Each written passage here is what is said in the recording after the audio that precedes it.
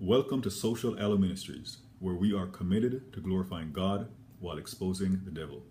You may have heard the saying, new levels, new devils. Well, yes, there are some new and even some old devils at the next level.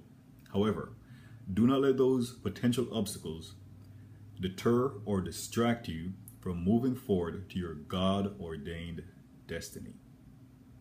You may remember a story in Numbers 13. The Israelites were on the verge of entering into the promised land. The Lord told Moses to have 12 Israelite men go into the promised land for 40 days to perform reconnaissance. And I'm going to read to you from Numbers 13, 26 through 33, regarding what happened, and then I'll go to Numbers 14 as to kind of tie up the consequences of their actions or inactions. And you need to keep this in mind while you're on the verge of moving forward to the next level and those devils are looming and threatening you. Numbers 13, 26 through 33. And they went and came to Moses and to Aaron and to all the congregation of the children of Israel unto the wilderness of Paran and to Kadesh, and brought back word unto them and unto all the congregation, and showed them the fruit of the land. And they told him and said, We came unto the land whither thou sentest us, and surely it floweth with milk and honey, and this is the fruit of it. So they went into the promised land. The land they'd been told was flowing with milk and honey. They had the fruits to verify that what the Lord had said about that place was true. So now all they had to do was go and possess the land, possess the promise. But it continues. Nevertheless, the people be strong and dwell in the land, and the cities are walled and very great. And moreover, we saw the children of Anak there. So pause. At first they showed them the fruits, verifying that the Lord's promises were true. It's flowing with milk and honey. But then they started focusing on the obstacles. And one thing to note, they had God on their side. God had promised them the land. So it didn't matter who was in the land, the Lord had promised it to them. And these are the same people who saw the Lord with the 10 plagues and how he had smitten the Egyptians, to include it when he parted the Red Sea. But now their focus was shifting to the obstacles as opposed to their and our God. And it continues. The Amalekites dwell in the land to the south, and the Hittites, and the Jebusites, and the Amorites dwell in the mountains, and the Canaanites dwell by the sea, and by the coast of Jordan. And Caleb stilled the people before Moses, and said, Let us go up at once and possess it, for we are well able to overcome it. So 10 or 12 men went into the promised land for reconnaissance. And here we have one who's saying, oh no, let us do what the Lord said and let us go possess this land. Not only are the fruits ripe, but the land is ripe for the picking. He was resting on the promises of the Lord. He was looking to God as opposed to the devils at the next level. But the men that went up with him said, We be not able to go up against the people, for they are stronger than we. And they brought up an evil report of the land which they had searched unto the children of Israel, saying, The land through which we have gone to search it is a land that eateth up the inhabitants thereof. And all the people that we saw in it are men of great stature. And there we saw the giants, the sons of Anak, which came of the giants, and we were in our own sight as grasshoppers, and so we were in their sight. So they started looking at the physical things. The men were giants that they had to face. Those quote-unquote devils were giants, but they and we have a much bigger God. But so far, of those 12 men, Caleb was the first one to start saying that they needed to go and possess the land, to reap the promises of the Lord. And it continues. And all the congregation lifted up their voice and cried, and the people wept that night. And all the children of Israel murmured against Moses and Aaron, and the whole congregation said to them, Would God that we had died in the land of Egypt, or would God we had died in this wilderness?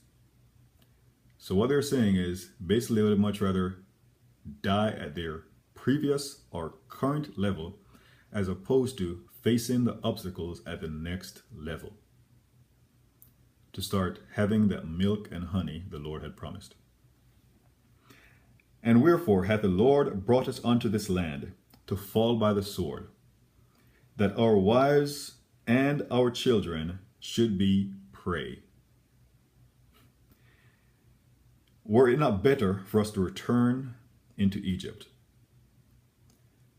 So now they're basically blaspheming the Lord, saying that he was leading them to a place to get slaughtered, as opposed to leading them to a place to fight battles and to become victors. Be careful about focusing on the devils at the next level. And they said one to another, Let us make a captain and let us return into Egypt. So they were willing to go into rebellion against the Lord's will, get a new leader besides Moses, and go back to Egypt, where they had been slaves for 430 years. Those devils at the next level will cause you to want to go back into bondage as opposed to fighting a couple of battles and moving into freedom and reaping the benefits of the promises from the Lord. Now continue. Then Moses and Aaron fell on their faces before all the assembly of the congregation of the children of Israel. And Joshua, the son of Nun, and Caleb, the son of Jephunneh, which were of them that searched the land, rent their clothes. And they spake unto all the company of the children of Israel, saying, The land which we passed through to search it is an exceeding good land. So initially Caleb was saying, go possess it. And now Joshua is chiming in. Joshua was also one of the men who went into the promised land. A lot of times you have an assignment to move forward for the Lord. You may want a lot of people with you. But in some cases, if you are a Caleb, what you want is a Joshua. If you are a Joshua, what you want is a Caleb. Someone who's going to stand on the Lord's words with you to say, let us go do what the Lord wants us to do. Instead of having a lot of people around you who may end up taking you away from the Lord's will.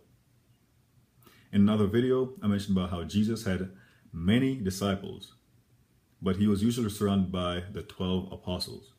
And even with the 12 apostles, there were times when he would move away with just Peter, James, and John. And even yet, there were times when the Lord would move away from them so he could spend quality time with the Father. When you're moving towards your destiny, there's some people who cannot go with you.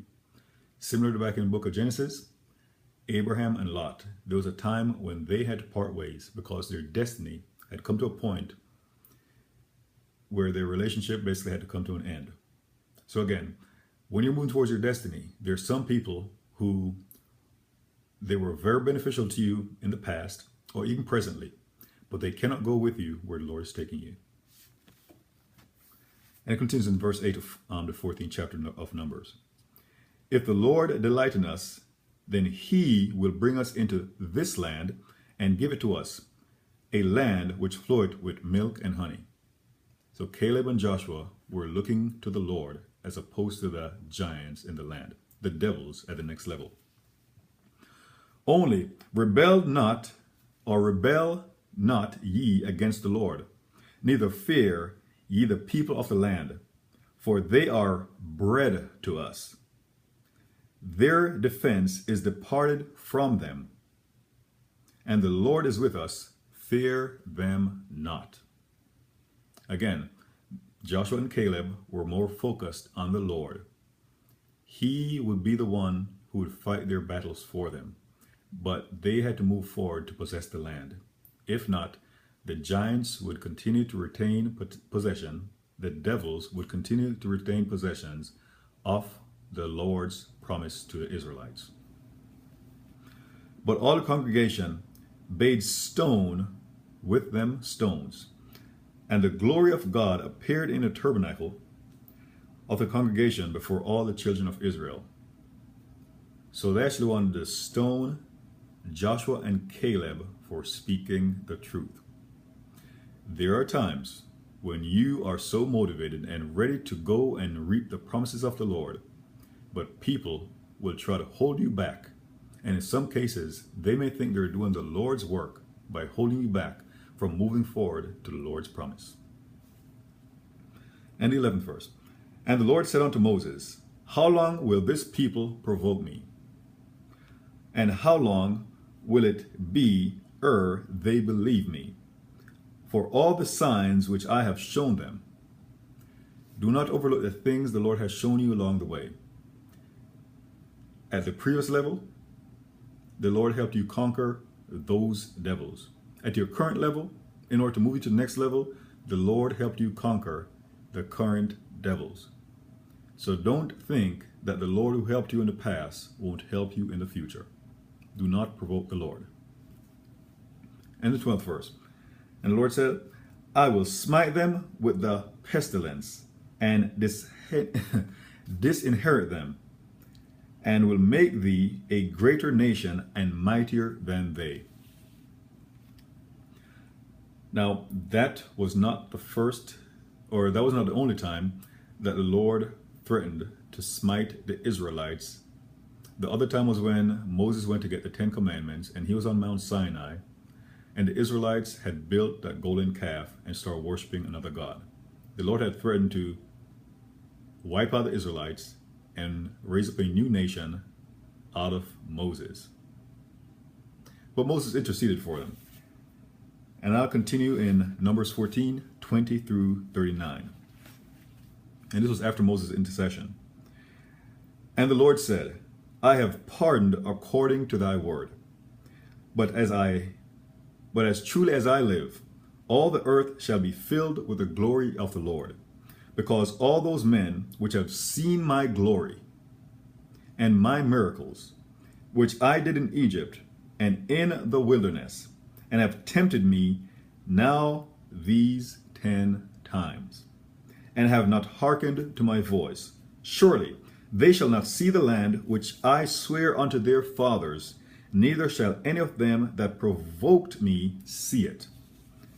But my servant Caleb, because he had another spirit with him, and and hath followed me fully, him I will bring into this land, whereinto who went, and his seed shall possess it.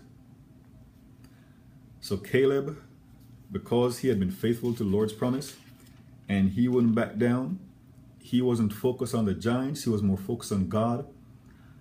The Lord said he was not going to have those disloyal men enter into the promised land. But even though Caleb was among those men who went into the promised land to do reconnaissance, he was different from them. So you may be among people who are naysayers. But as long as you're focused on the Lord, the way he treats you will be different from the way he treats them. So stand on the promises of the Lord. And the Lord continued, Now the Amalekites and the Canaanites dwelt in the valley. Tomorrow turn you and get into the wilderness by the way of the Red Sea. That was not good, because rather than enter into the promised land, they were going to go back into the wilderness. Their destiny had been delayed for lack of faith. And the Lord spake unto Moses and unto Aaron, saying, How long shall I bear with this evil congregation, which murmur against me? I have heard the murmurings of the children of Israel, which they murmur against me. Say unto them, As truly as I live, saith the Lord, as ye have spoken in mine ears, so will I do to you. Your carcasses shall fall in this wilderness, and all that were numbered of you, according to your whole number, from 20 years old and upward, which have murmured against me. So anyone who was 20 years or older was going to die. Doubtless, ye shall not come into the land concerning which I swear to make you dwell therein, save Caleb the son of Jephunneh and Joshua the son of Nun. So the people who are 20 years or older would die, except for the two who focused on the Lord, as opposed to the devils at the next level. But your little ones, which he said should be a prey, them will I bring in, and they shall know the land which ye have despised. So those people were not even going to enter into the promised land, but their children would end up reaping the promises. But as for you, your carcasses, they shall fall in this wilderness, and your children shall wander in the wilderness 40 years. Shall wander in the wilderness 40 years. So again, the men had gone into the promised land for 40 days, but now they're going to wander in the wilderness for 40 years. 40 days was going to cost them 40 years. And bear your whoredoms until your carcasses be wasted in the wilderness. After the number of the days in which ye searched the land, even 40 days, each day for a year, shall ye bear your iniquities, even 40 years, and ye shall know my breach of promise. They were going to suffer 1 year for every day they were unfaithful. Now think about it. What has the Lord promised you? That you start looking at those devils at the next level, and you're wondering why you haven't reaped the promise that the Lord had told you. Could it be because the Lord was ready to deliver, but you caused those devils at the next level to make you back down?